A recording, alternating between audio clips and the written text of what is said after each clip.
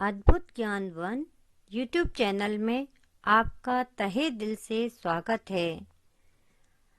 आज मैं आपको भगवान शिव और माता पार्वती की एक कथा सुनाऊंगी। यदि आपको मेरी कहानी अच्छी लगे तो लाइक एंड शेयर करें और मेरे चैनल को सब्सक्राइब करना न भूलें। एक गांव में एक आदमी जयचंद रहता था। उसके 2 बच्चे थे, एक बेटी जिसका नाम था आशा और एक बेटा जिसका नाम था श्याम। जयचंद के पास पैसे की कोई कमी नहीं थी। वह अपनी बेटी से घर का कोई काम न कराते। घर में 2-4 नौकर हमेशा ही रहते। उसके दोनों बच्चे बड़े हो गए थे, अतः अपने दोनों बच्चों की शादी बहुत ही धूमधाम से की थी। एक दिन जयचंद और उनकी पत्नी अपनी बेटी से मिलने गए। बेटी और दामाद कबीर के लिए बहुत सारे उपहार, कपड़े और मिठाइयाँ लेकर गए। बेटी आशा को अपने माता पिता को देख खुशी का कोई ठिकाना ना रहा। जयचंद का दामाद बहुत ही सभ्य और सुशील था। कबीर ने जयचंद और उनकी पत्नी का बहुत ध्यान रखा। अगले दिन जब जयचंद अपने घर आने लगे तो कबीर उनको अपनी गाड़ी में रेलवे स्टेशन पर छोड़ने आ रहा था, लेकिन सड़क पर अचानक 2 गाय लड़ती हुई आ गईं, जिसको बचाने में सड़क हादसे में दोनों की मौत हो गई और कबीर का एक पैर कट गया। आशा बहुत परेशान थी और कबीर के इलाज में सारा पैसा खर्च हो चुका था। घर में 2 वक्त का खाना बड़ी ही मुश्किल से बनता। उसे अब आसपास के घरों में झाड़ू पोछा करना पड़ता। आशा को उससे जो भी पैसे मिलते उसी से घर खर्च चलता, लेकिन आशा भगवान शिव और माता पार्वती की बड़े ही प्रेम से रोजाना सेवा करती। घर के हालात चाहे कुछ भी हों, परंतु वह सुबह भगवान को भोग लगाकर ही घर के दूसरे काम करती। पूजा करने के बाद अपने पति को खाना खिलाती और अपने काम पर चली जाती। दूसरी तरफ उसका भाई बहुत ही धनवान था, परंतु उसने एक बार भी अपनी बहन की सहायता करने के लिए नहीं सोचा। आशा की गरीबी के कारण उसके भाई और भाभी को उससे रिश्ता रखने में शर्म आती थी, परंतु आशा को अपने मायके की बहुत याद आती थी। एक बार आशा के भाभी को एक बेटा पैदा हुआ। श्याम ने अपने सारे रिश्तेदारों को निमंत्रण दिया, परंतु अपनी बहन के घर निमंत्रण नहीं भिजवाया। जब आशा ने अपने भाई के घर जाने की बात अपने पति से कही तो पति बोला, उन्होंने हम लोगों के लिए निमंत्रण नहीं भिजवाया। तो आशा बोली, नहीं नहीं, उसने मुझे बुलावा भेजा था, इसलिए मुझे वहां जाना चाहिए। आशा अपने पति से झूठ बोलकर मायके जाने की तैयारी करने लगी। आशा अपने माँ बाप की मौत के बाद मायके नहीं गई थी। आशा ने अपनी मालकिन से कुछ रुपए उधार ले लिए और भतीजे के लिए एक जोड़ी सुंदर से कपड़े, एक खिलौना और हाथों में बांधने के लिए काले धागे भी ले लिए। आशा आज बहुत खुश थी, परंतु जब वह अपने घर पहुंची तो कोई भी उसके पास मिलने न आया। कमरे में अंदर उसकी भाभी अपनी बहनों के साथ हंस हंस के बातें कर रही थीं। जब आशा की भतीजी ने अपनी माँ को बुआ के आने की खबर दी तो उसको बोल दिया कि अभी तुम्हारा भाई सो रहा है, मैं उनसे मिलने बाहर ना जा पाऊंगी। छोटी बच्ची असली सच को ना समझ पाई। जब श्याम घर के अंदर आया तो उसकी नज़र आशा पर पड़ी, परंतु उसने आशा की कुशल क्षेम ना पूछी और मुंह फेर कर अंदर चला गया। श्याम की पत्नी ने अपने पति से पूछा, क्या आपने मुझे बिना बताए अपनी बहन को यहाँ बुलाया है? तब उसने मना कर दिया कि मैंने तो इसे निमंत्रण तक ना भिजवाया था। किसी ने आशा को पानी तक की ना पूछा। आशा को बहुत रोना आ रहा था। आशा किसी दिन मालकिन बनकर रहती थी और उसके पापा उसको कोई काम ना करने देते। रोज उसके लिए नए नए पकवान बनवाते। उसे आज किसी ने पानी तक के लिए न पूछा। क्या बदल गया था, आशा या उसके हालात? आज वह कितने प्रेम से अपने भतीजी को देखने आई थी, परंतु उसकी भावनाओं को किसी ने ना समझा।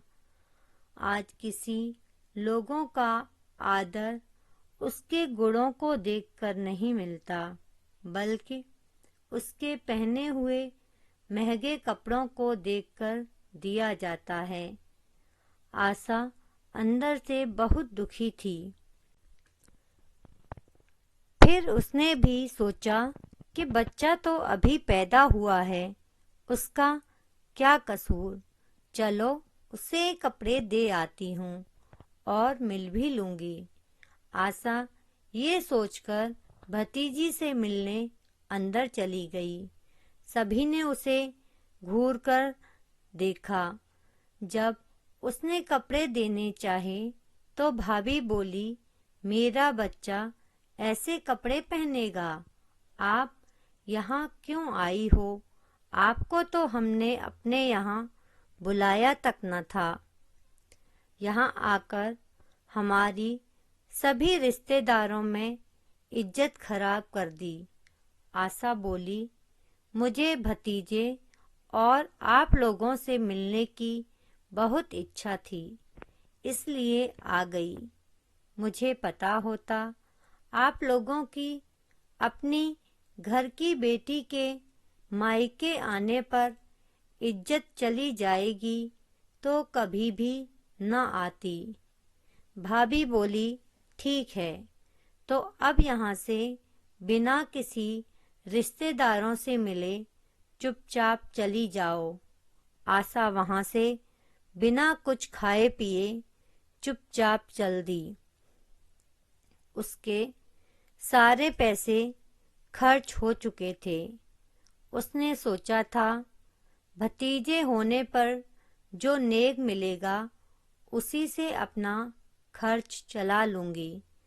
उसने कुछ खाया भी नहीं था और वह पैदल ही वहाँ से आने लगी। आशा सोचने लगी कि अब मैं अपने पति को कैसे मुंह दिखाऊंगी। मैं उनसे झूठ बोलकर आई थी कि भाई ने मुझे बुलाया है और उसके पैर अब अपने पति के घर की तरफ ना बढ़ रहे थे।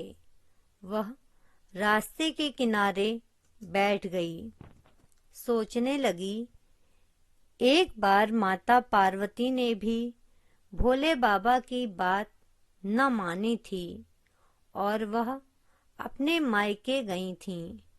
जब मायके में उनका अपमान हुआ था तो वह वापस भोले बाबा के पास न गईं और आग में कूदकर जान दे दी।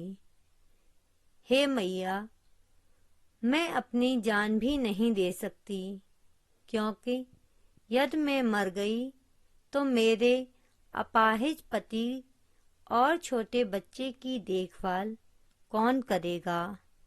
वह कैसे जिएंगे? उनकी मेरे झूठ के कारण जान चली जाएगी। और वह जोर जोर से रोने लगी। वह कहने लगी, हे माँ, हमारी रक्षा करो, मुझे कोई मार्ग दिखाओ। माँ भक्त की करुण पुकार सुन रही थीं। भोले बाबा से बोली, मुझे आशा की रक्षा करनी होगी। वह मुझे पुकार रही है। यदि मैंने उसकी सहायता न की तो उसका पूरा परिवार समाप्त हो जाएगा। और माता पार्वती एक गरीब औरत का वेश धरकर अपने हाथ में एक 6 महीने का बच्चा लेकर आशा के पास आ गईं और आशा से बोली, बेटी, तुम इतना क्यों रो रही हो और तुम्हारे इस थैले में क्या है? तब आशा ने रोते हुए अपने साथ जो कुछ मायके में हुआ कह सुनाया और कहा, मैं तो सिर्फ अपने भतीजे से मिलने गई थी, उनसे कुछ लेने नहीं गई। आशा ने थैला दिखाकर कहा, उन्होंने मेरे ये कपड़े और खिलौने तक ना लिए। तब माता पार्वती ने कहा, कोई बात नहीं, मेरे बेटे की बुआ नहीं है और ना ही अभी तक इसको बुआ ने अपने हाथ से खीर खिलाई है। आज मेरे घर खीर बनी है, तुम मेरे बेटे को खीर खिलाकर ये कपड़े भेंट कर देना। मेरा घर पास में ही है और मेरे घर का खाना खाकर चली जाना। आशा को उनकी बातें सुनकर बड़ी प्रसन्नता हुई। आशा ने प्रेम से बच्चे को अपने नए कपड़े पहनाए और उसे खीर खिलाई। माता पार्वती ने आशा से कहा, मैं तुम्हारे भाई की तरह अमीर तो नहीं, परंतु मेरे बेटे को जो खीर खिलाई है उसका नेक तुम्हें जरूर दूंगी। तुम उसे अपने पति को दिखा देना, जिससे तुम्हारे पति का भरोसा भी नहीं टूटेगा। तब आशा ने सोचा, ठीक है, कम से कम वह घर जाकर अपने पति को मुंह तो दिखा सकेगी। माता पार्वती ने आशा को एक पीतल के बंद डिब्बे में थोड़ा दाल और चावल भरकर नेक के रूप में दे दिए। आशा खुश होकर अपने घर चली गई। आशा ने घर पहुंचकर थैला एक कोने में रख दिया और चुपचाप काम करने लग गई। जब पति ने पूछा तो उसने हंसकर कह दिया, सब मुझे देखकर बहुत खुश हुए। सबने मुझे बहुत प्यार दिया और मैंने ढेर सारा अच्छा अच्छा खाना खाया। जब आशा का बेटा बाहर से खेल कर घर आया तो उसने खाना समझकर डिब्बे को थैले से बाहर निकाला और उस डिब्बे को खोलने लगा। जब उसने वह डिब्बा नहीं खुला तो वह अपने पापा कबीर के पास उस डिब्बे को लेकर गया। कबीर ने डिब्बा खोला तो देखकर आश्चर्यचकित रह गया। उसमें सोने के सिक्के भरे हुए थे। कबीर ने पिता को बुलाया और कहा, इतना धन लेने की क्या जरूरत थी? हम लोग फालतू ही उन्हें गलत समझते थे। तुम्हारे भैया भाभी तो कितने अच्छे हैं। यदि तुम पहले उनके पास चली जाती तो शायद तुम्हें इतने कष्ट ना उठाने पड़ते। आशा को श्याम की बातें समझ ना आ रही थीं। जब उसने डिब्बे को देखा तो समझ आ गया था, परंतु उसने श्याम से जो उसके साथ मायके में व्यवहार हुआ उसके बारे में कुछ ना कहा और सोचने लगी कि एक गरीब औरत का भेष धरकर आज खुद माँ पार्वती अपने बेटे की छठी करवाने उससे आई थीं, जिससे वह अपने भक्त की रक्षा कर सकें। माता सदैव अपने भक्तों की रक्षा समय समय पर करती रहती हैं। जब इस दुनिया वाले उनके भक्तों को ठुकरा देते हैं तो माता उन भक्तों की सदैव सहायता करती हैं। अगर आपको आज की मेरी कहानी अच्छी लगी हो तो चैनल को सब्सक्राइब करना न भूलें। मेरे साथ कहानी में बने रहने के लिए और कहानी को ध्यान से सुनने के लिए धन्यवाद।